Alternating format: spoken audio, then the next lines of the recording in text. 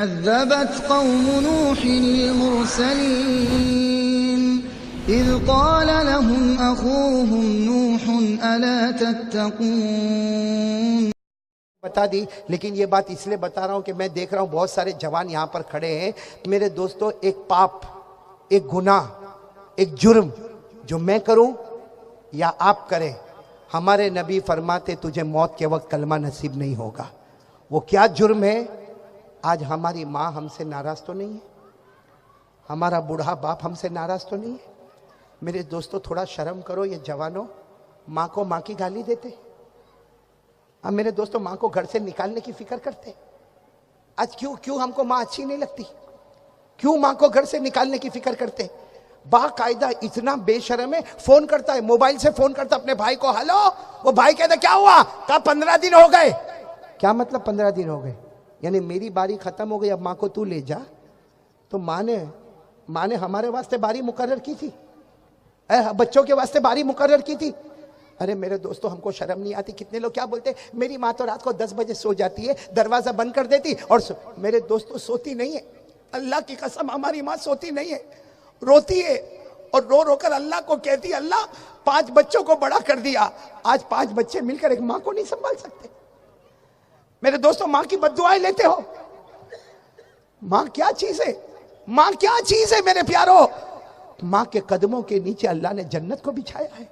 मैं बात करके बात खत्म करूंगा, पूरा मजमा सुनेगा। अल्लामा मुंज़िरी रहमतुल्लाह अलैह ने अपनी किताब में वाकया लिखा।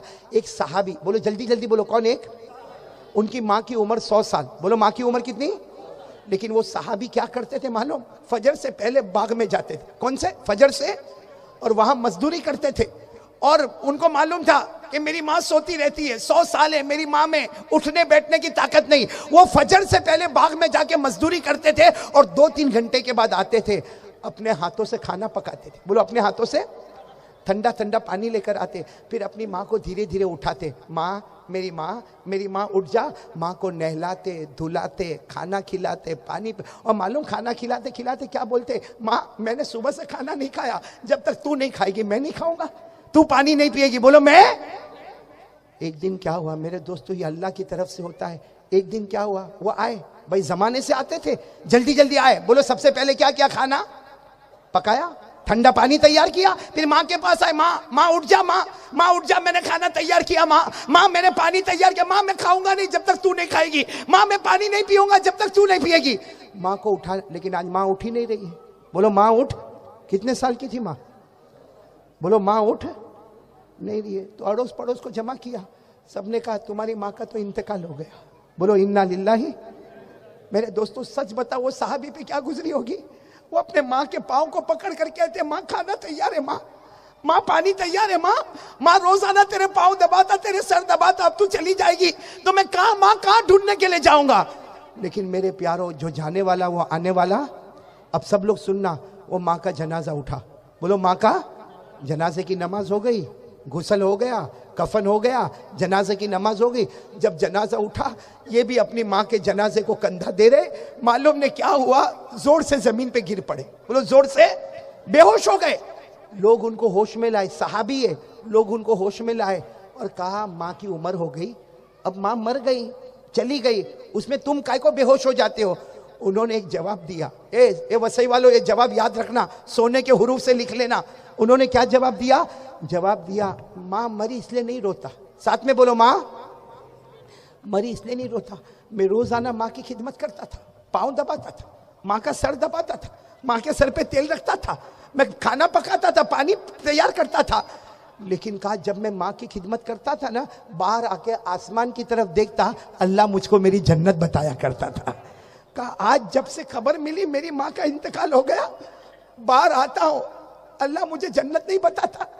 कहा भी जनाजा चला, मैं कब से आसमान की तरफ देखता हूं, मेरा अल्लाह मुझे जन्नत नहीं बताता। इसलिए वो साहबी ने कहा मैं इसलिए नहीं रोता कि मेरी माँ का इंतकाल हो गया, इसलिए रोता हूं मेरी माँ का जनाजा नहीं जा रहा है, अल्लाह मेरी जन्नत को मेरी आंखों के सामने से लेके जा रहा है। मेरे प्यारो, अगर उनकी माँ उनके लिए जन्नत है तो हमारी माँ भी। इसलिए एक काम करोगे? नहीं बोलो ना, करोगे? आप बयान में नहीं बैठो वो चलेगा, लेकिन ये काम करोगे? बोलो करोगे?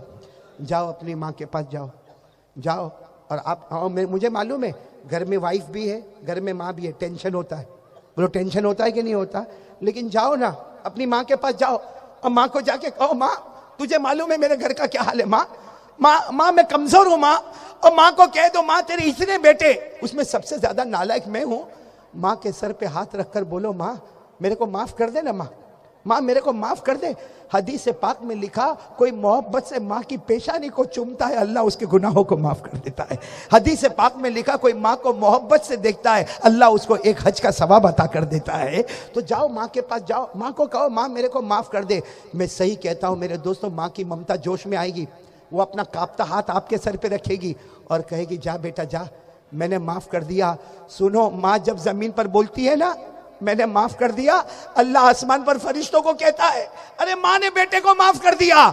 मैं 99 दर्जे ज्यादा मोहब्बत रखता, मैंने भी मेरे बंदे को माफ कर दिया। इसलिए मेरे प्यारो, 3 की जगह मैंने 4 बातें